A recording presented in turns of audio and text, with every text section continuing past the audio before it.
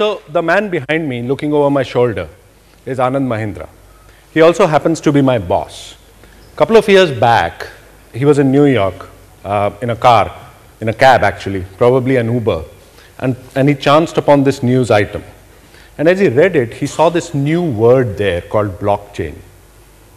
What intrigued him, however, was that blockchain promised to do and to disrupt companies like Uber the same way companies like Uber were disrupting his company.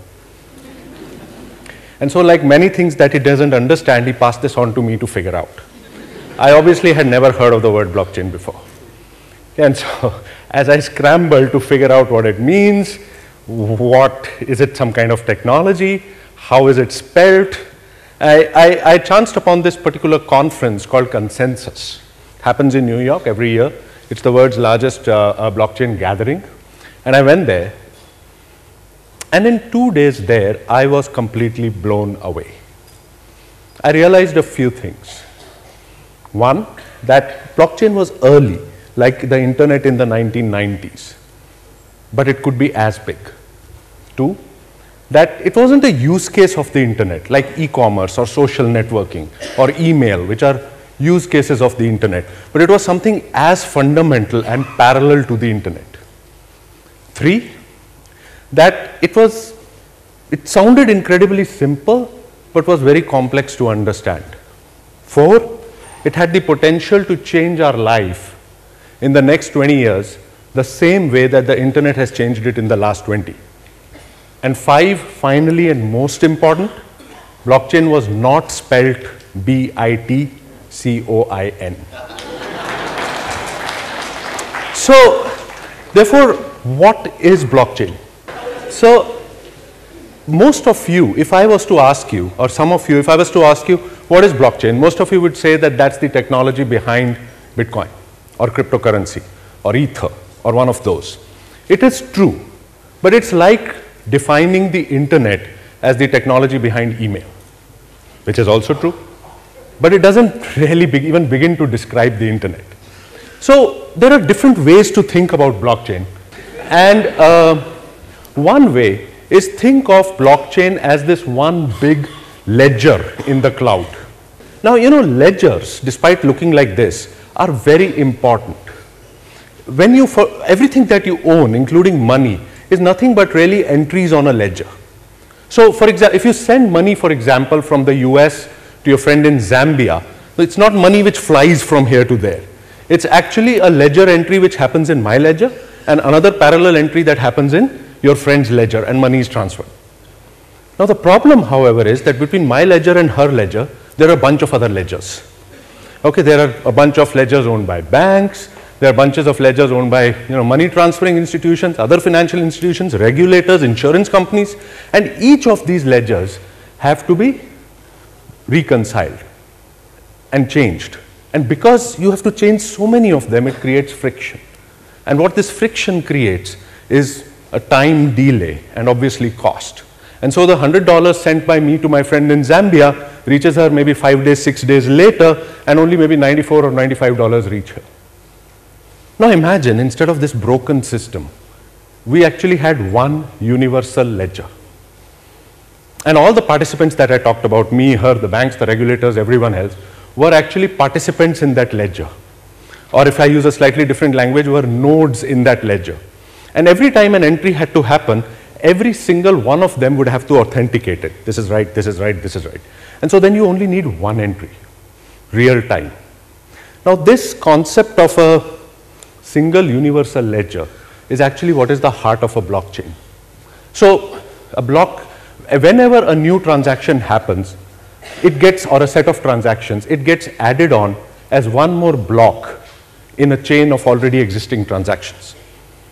And obviously this transaction which has been added has been authenticated by everyone, and it's kind of right. Also, this blockchain is protected by amongst the best cryptography algorithms available. So very difficult to hack. The other important thing is that every block added is immutably linked to the last block. And that block is linked to the last block. And so if you have to change one block, if a hacker comes and wants to change one transaction or a block, he or she has to change the entire chain. which is very difficult to do. And therefore, super security, driven by consensus, driven by this immutability. The other thing in a blockchain is that, again, because this is a chain, so you can actually trace back any event. You know, something happened, you can trace back because you go back by block, by block, by block, you can trace it back. Blockchains also, foster or have originated this thing called smart contracts, which is logic built in most blockchains, which is that whenever an event happens, it triggers another event automatically, and this is very useful. Finally, no one owns the chain. So who maintains it? It's not one bank, a single trusted authority. In fact, it's the entire bunch of people. But to maintain this chain, you require resources. You require computing power, you require electricity, you require time, you require money. And so when Satoshi Nakamoto in 2008 invented this concept, he did a very brilliant thing. He created a currency along with it. And that currency was the incentive for all those people maintaining this chain. And that currency, because it was the Bitcoin blockchain, was called Bitcoin. And the guys who managed it, mined it. They became miners. That's the words that we use today.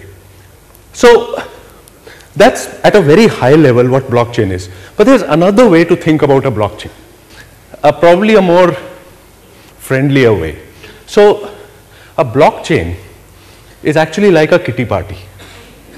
You've heard of a kitty party. It's a bunch of women, usually, getting together, having a good time, eating food, playing cards, and exchanging some money. And it is this money bit which is important. So in a kitty party, everyone said there are 12 women, they all put 1,000 rupees each, and then there's a lucky draw, and the lucky winner gets 12,000 rupees. They put in 1,000 rupees again, next time a draw will happen again, someone else will get 12,000 rupees. Now, as these women are putting in this money, and this lucky draw is happening, if I am one of the women, who am I trusting? There's not one superwoman there. There's no bank. I'm trusting all of them. I'm also trusting the fact that if they want to defraud me, most or if not all of these women will have to be influenced.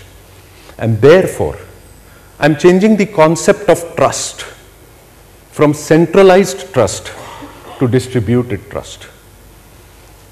It's this distributed trust which is actually the heart and soul of a blockchain. Think of all these women as nodes. Think of that money as cryptocurrency.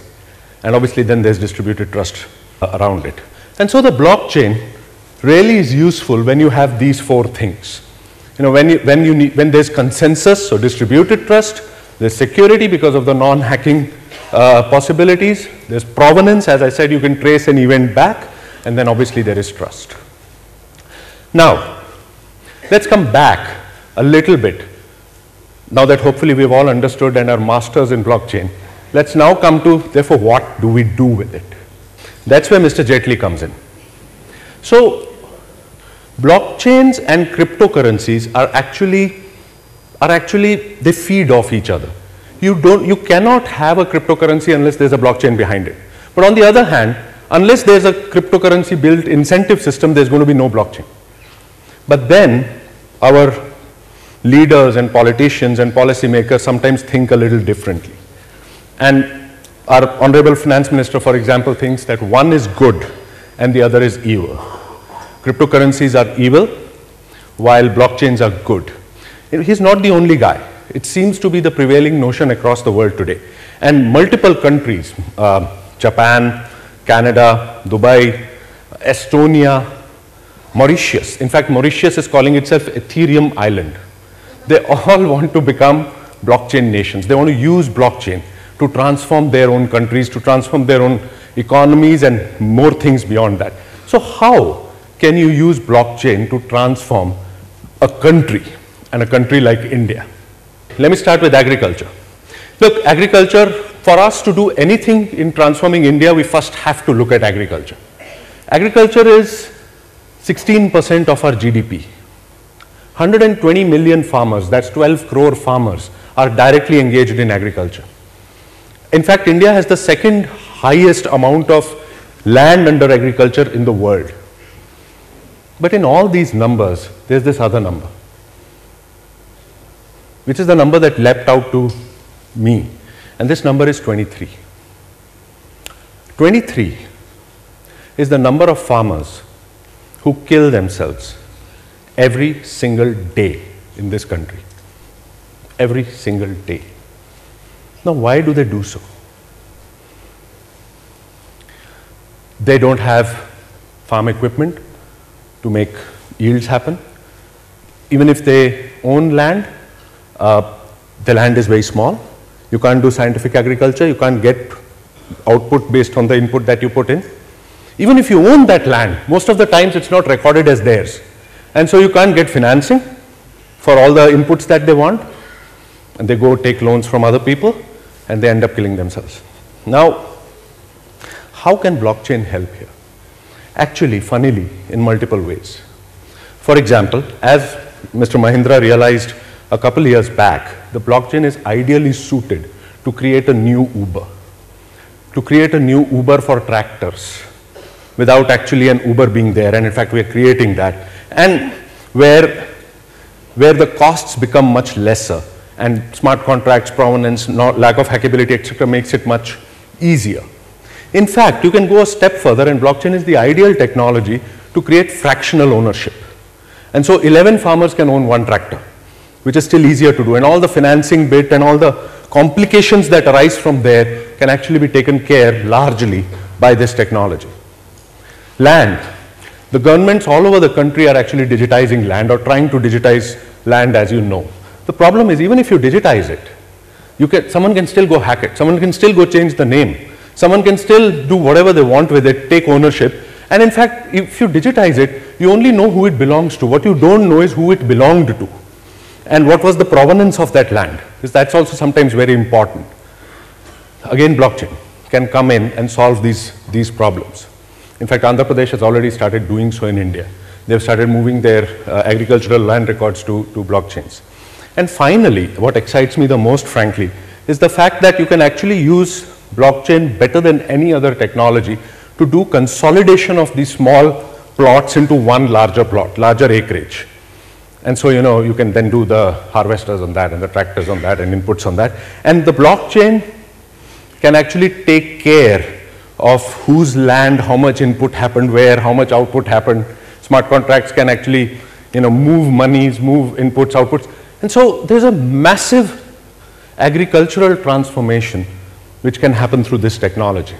Take energy, for example. Energy in a rural context. Now, today, power or electricity for us is a centralized concept. One power plant, power distributed from that power plant. Works in cities very well, doesn't work in villages. It doesn't make economic sense. You have to produce power where you need power. Possible to do. You can use solar, you can use wind, you can use other things. But then the problem is, how do you make it economically viable? There will be certain houses which will be producing more power, they don't need it. There will be certain places which will not be producing power.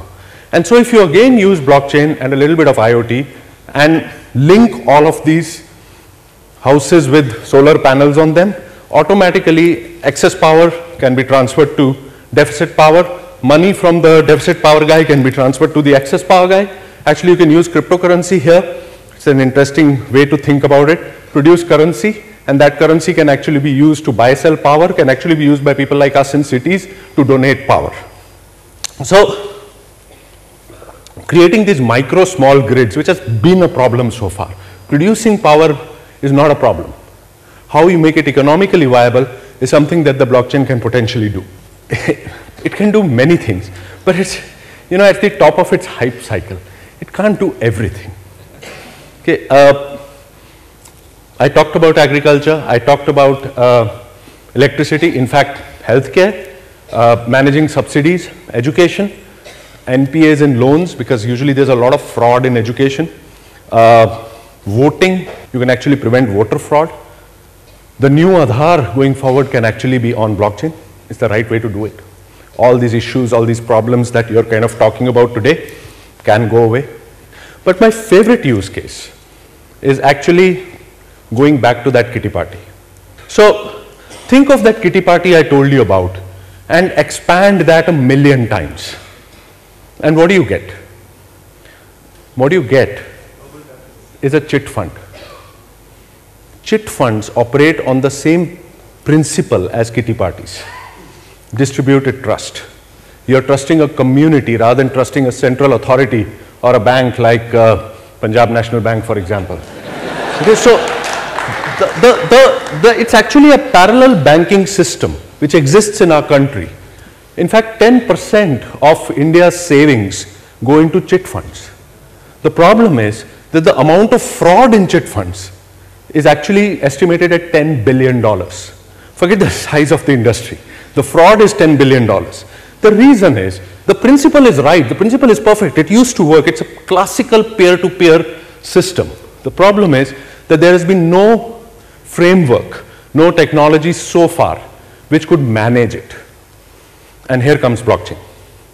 Okay, with its power of consensus, with its power of not hacking, so one guy can't fraud it, for example. Okay, with its power of non-hackability, with its power of provenance, with smart contracts, ideal.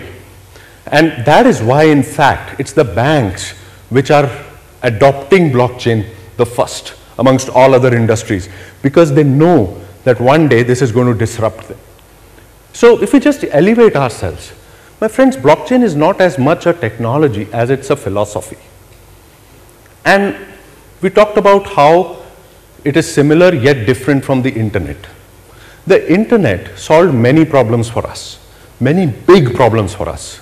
It solved our information problem with search. It solved our distribution problem with Amazon and YouTube and video and music and digital files, etc. It also solved our communication problem with email, messenger, chat, everything became so easy. But there were two problems that the internet was supposed to solve, which it did not. One was the trust problem. How many of you trust stuff on the internet? Fake news, money, fake profiles. And the second problem, which it was supposed to solve, in fact, people were very excited about it, was this problem called the intermediation problem. That the big intermediaries will go away, that the small man will come up, that there will be a level playing field. And guess what the internet did? It actually created far more powerful intermediaries than even existed before the internet. Amazon, Google, Facebook, to an extent Uber, Microsoft. I worked in a couple of them. But these companies have become super powerful intermediaries. And all of these companies were supposed to be true peer-to-peer companies. Taxi ride sharing was supposed to be peer-to-peer, rider to driver. But now it's actually not peer-to-peer, it's peer-to-Uber-to-peer. And you can take this anywhere. Why people are so excited, including me and Anand, about blockchain is the fact that it promises to solve the two problems that the internet could not. The trust problem and the intermediation problem, and bring back actually a true, honest to goodness, peer-to-peer economy. Thank you very much.